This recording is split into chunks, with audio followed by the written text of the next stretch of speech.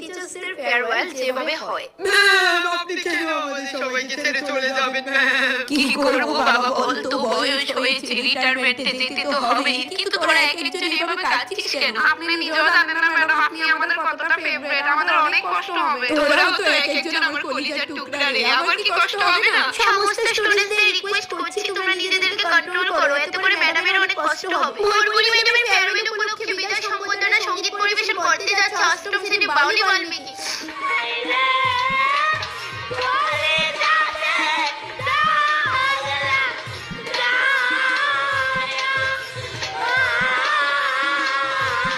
আমি পারছি না, ওকে থামাও প্লিজ।